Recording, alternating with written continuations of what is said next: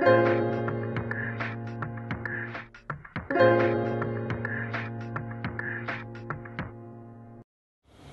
rok sme vám avizovali, že v roku 2012 k nám zavítajú aj zaujímavé osobnosti a prvou z nich je Juraj Mokry. Juraj, trošku ťa zobudíme.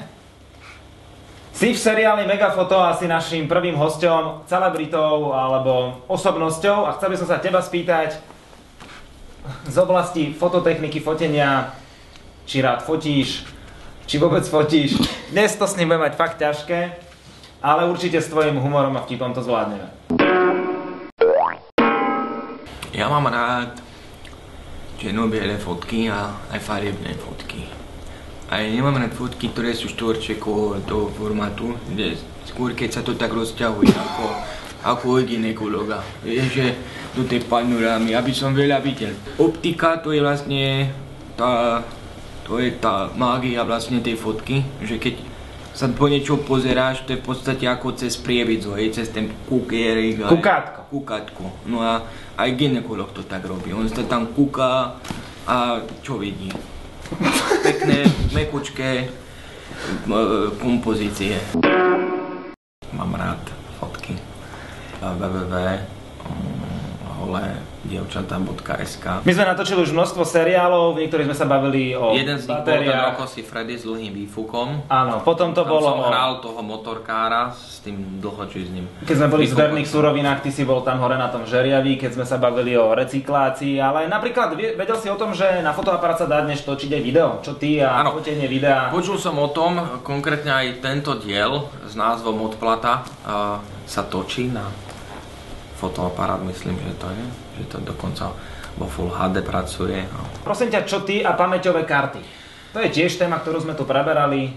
128 či 16 to som zabudol, že teraz ktorá karta pamäťová sa mi páči viacej.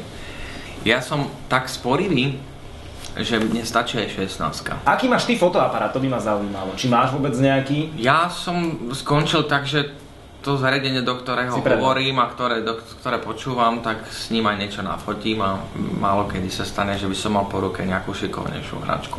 Fotoaparát nemám. Máš len mobil, na ktorý fotíš? No a tam si fotím, keď ma niečo osloví, väčšinou si fotím syna a točím si videa. Takže si taký zanietený fotoamatér? Ani nie. Vieš, koľko to má megapixelov? Toto? Ja myslím, že toto je VGAčko ešte. No asi o tie pixely ani nejde v tomto prípade. Ide o to, že toto je asi ten najslabší článok. No ale čím viac tých megapixelov, tým je to kvalitnejšie. Je to zlý telefon, čo? A oni tam sa ondia s baterkou. Máš to? Hej. A ide? To je jablko. Veterán. Ne, žiadna hruška. No a možno už aj bežíme. Chcem sa teda vrátiť k tej téme predtým. Čo ty a fotenie, dovolenka, sneh, voda, blato, púzdra. Používaš nejakú ochranu? No, na dovolenke vždy treba používať ochranu, lebo človek nikdy nevie, do čoho skočí. Zas tá ochrana, ono je to potom ako do radiátora. Že proste ten živý kontakt, to je ako keď ten fotograf má ten objekt, vizuje sa pri tom, nadýchne sa, zahraje ten fotoaparát, uvoľní ten objekt a potom vzniknú pekné fotky. To je vlastne taký maliar, ktorý nemaluje štecom. Boh vie, koľko fotiek musíš nafotiť, aby si vedel urobiť jednu dobrú. Prosím ťa, čo ty a recyklácia? Myslím, že sa svet fotiek vráti k NCDčkám, lebo sú to veľmi inteligentné baterky, ktoré nemajú takú pamäť, ktorá neodpúšťa, že to môže poslúžiť dvoročný chlapec nabíjať, len to netreba prepáliť, záleží koľko milíkov do toho fúkneš. Taká lipolka ti nahradí dobrý ohňostroj, keď to dobre vyskratuješ, že je s tým akože sranda, aj ťa vie zahriať a vlastne vtedy ťa upozorní, že toto už by som nemal založiť do mašiny alebo do akéhokoľvek zariadenia. Baterky väčšinou zakopem alebo vyhadzujem na pole, keď idem autom počas jazdy. A vlastne jak je žatva, alebo potom keď traktore, tak oni to pekne ako roztrusia a potom máme dobrú pšenicu, aj z lipoliek, alebo z takých batriek. Nechutí taký lipo chleba. Áno, a keď už sme teda pri tom... takú lepšiu vodivosť. Vedel si o tom, že aj vo fototechnike sa používajú filtre? Je filtre, no áno, no, lebo niektorý fotograf je náchylný na určité pachy, hej, robí proste fotí v pavilóne slonov, tak si dá pre seba filter, aby jednoducho to necítil. Filtrovať treba spoločnosť, hej?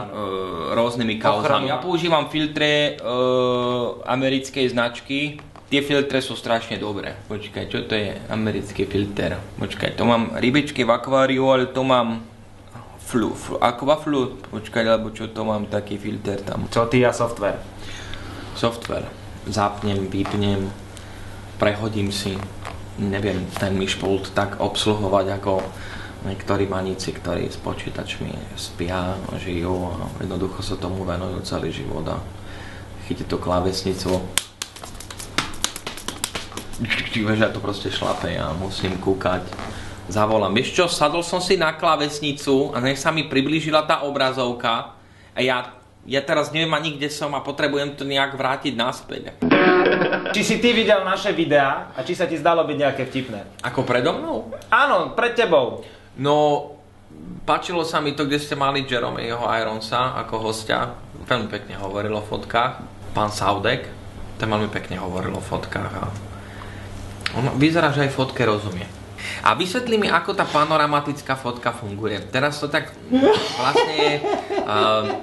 Ty si ako odborník, že vlastne stlačíš tú spúšť a ty takto akože zatiahneš a on ti to tak natiahne, ale kopec nemá takýto tvar, ale on sa tak roztiahne. Ja mám na to odborníka. Jozef, môžem poprosiť? Jožko, poď si sem sa, poď. Jožko, prosím ťa. Ako vlastne funguje tá panoráma?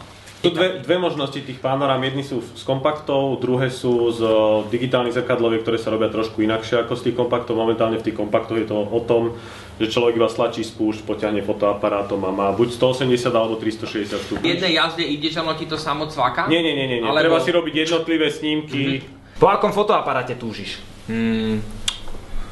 Asi mne by najlepšie vyhovoval taký kompakt, ktorý nezaberá veľa miesta a ponúka ti na to, aký je, alebo to, čo v sebe má kvalitu. Alebo veľmi dobré možnosti. Som ti slúbil ako honorár. Ja som sa dočítal v jednom časopise, myslím, že to bol Katolícke noviny alebo Drobnochov. Je to tvoje.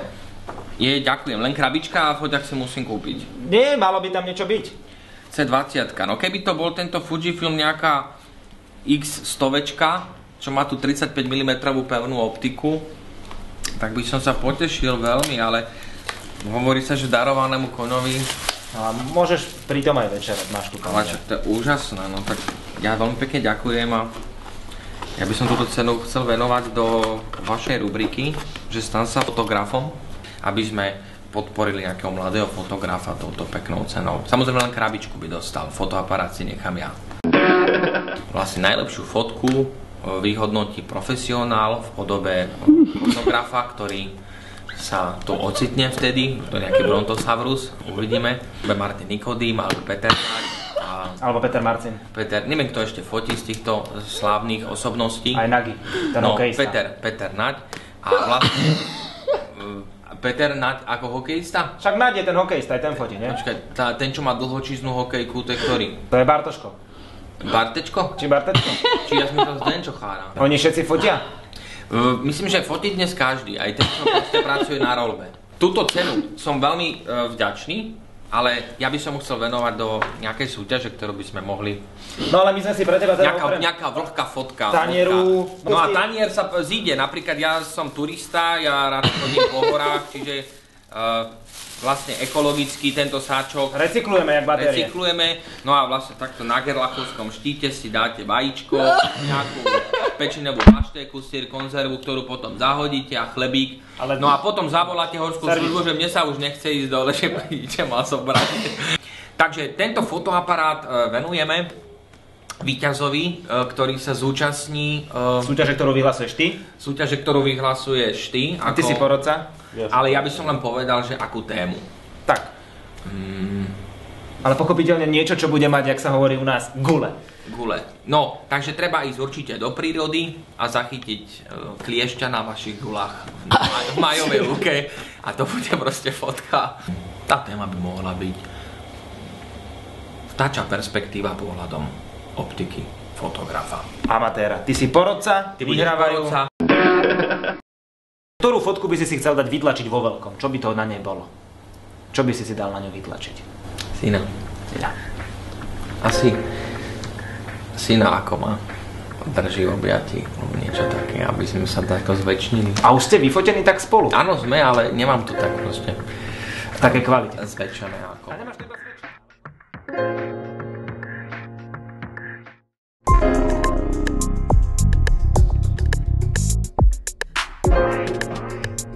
Juri, môžeš na chvíľočku neodchádzať, prosím ťa, viem, že už ruky si podávať nebudeme. Ale veď ma vidíš, no. Pre teba taký darček, keďže ty máš tak veľmi rád ten analóg.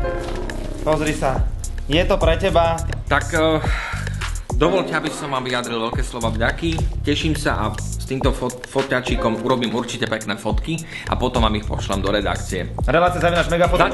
Začali sme to tým, že mám rád širokouhle fotky. A sme pri tom skončili. A dúfam, že pôjdeme nejak.